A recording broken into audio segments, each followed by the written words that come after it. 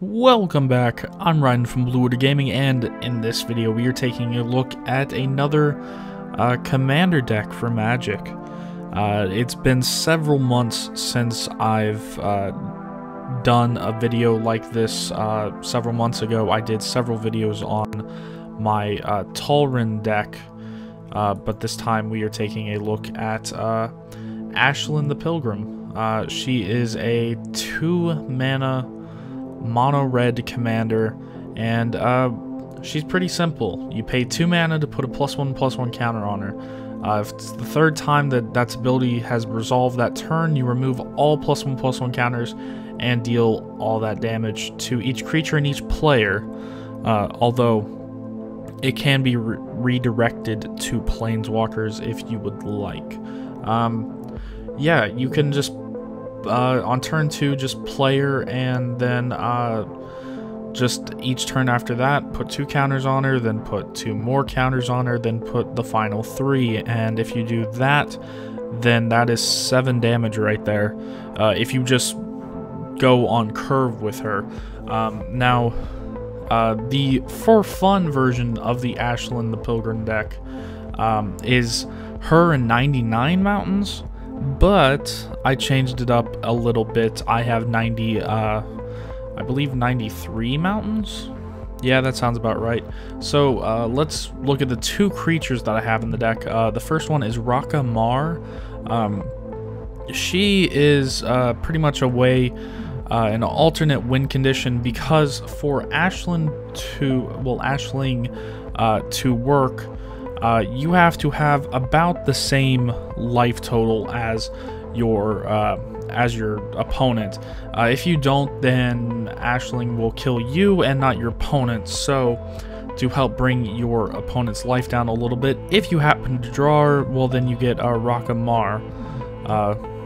Okay, my mouse is messing up a little bit. Let's just move that there. Okay, so as you can see, she has haste. She's a 4-drop legendary creature, human shaman. None of that matters. What matters is that she has haste, and for 1 red mana, you can put a 3/1 red elemental token into play, and it has haste. The great thing about this is that the 3/1 tokens do not go away. So if they survive combat, then they stay, and you get to attack them next turn with these. And this helps bring down your opponent's life total very quickly. 3 the first turn, if that survives, then 6 the next turn, and then if they survive, then 9 the next turn. And it can snowball if they don't have creatures to put in the way. The other creature is Kazuul the Tyrant, and once again my mouse is messing up, but yeah, he's a 5-drop 5/4. Whenever a creature an opponent controls attacks, if you are the defending player, put a 3/3 red ogre creature token onto the battlefield unless the creature's controller pays 3. Now that's not going to happen until the late game. They won't pay 3 just to have you not get a 3/3. The great thing about Kazuul is that these ogres do not leave the battlefield as well at the end of turn. So you get to keep these guys as well for continual blockers if they just have a bunch of small guys, and if and they can also attack if you need that to happen as well. And the best part is it doesn't say non-token creature that attacks you, just whenever a creature. So if you're playing against a big token deck, well, you can usually keep up with them on the tokens if you have Kazuul out. Now, those are the only 2 creatures in the deck. You have to actually draw them. There is no way to get them out of the deck because we are only playing 1 more non-land spell, and it is actually an artifact. It's Cage Sun. Pretty simple. It's mana ramp for Ashling, because when it enters the battlefield, you choose a color, and whenever a land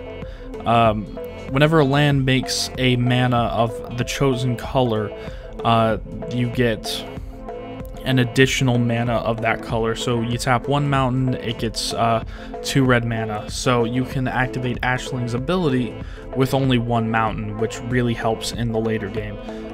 You can also, there's no way to get that out as well, so you have to manually draw all 4 of these. Now, let's go on to the non-basic the non-basic lands. We have a Reliquary Tower. You know what it does.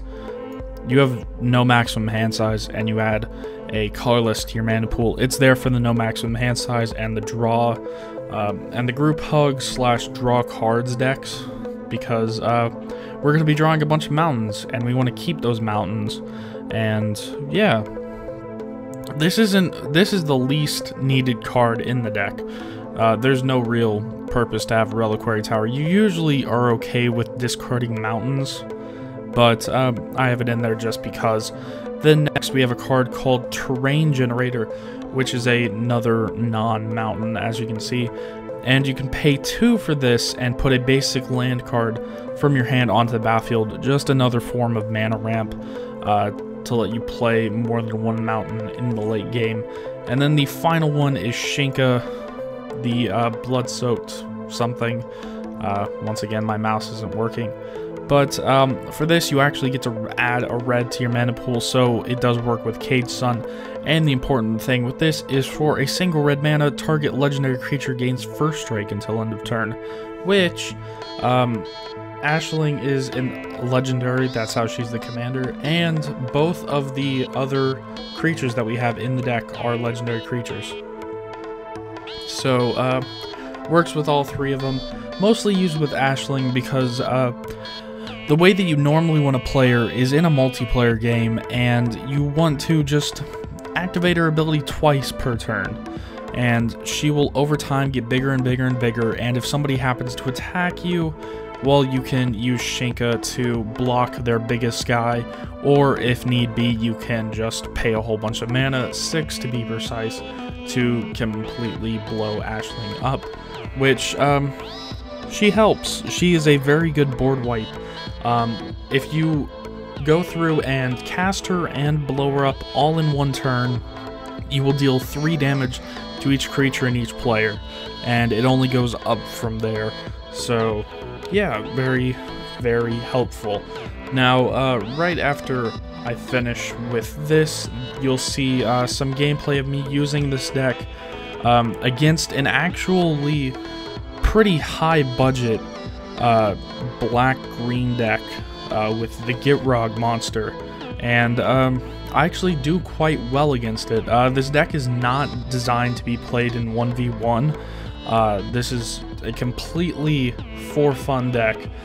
There's no reason to use this deck competitively, but it actually did pretty well against the Gitrog monster deck, and you'll see that right after we finish here. So yeah, that's pretty much it for Ashling the Pilgrim. I will be making a few more videos on some commander decks soon. I do have this Ural the Miststalker deck finished. This one is pretty good. I don't have any gameplay footage of it though, because I haven't had a whole lot of time to play, and this deck still has some problems with its mana base because it only runs 42 lands, and yeah, that can be a bit of a problem. It's not 42 lands, it's 36 lands. Yeah, the mana base is a little bit of a problem in that deck, and I still need to work it out. And then I also have some other decks planned, but I don't know if I'm going to get to them. So yeah, that's it for this video. Remember, I'm Ryan from Bloodsoaked Gaming. You're about to see a pretty funny Ashling game, and I'll see you guys in the next one.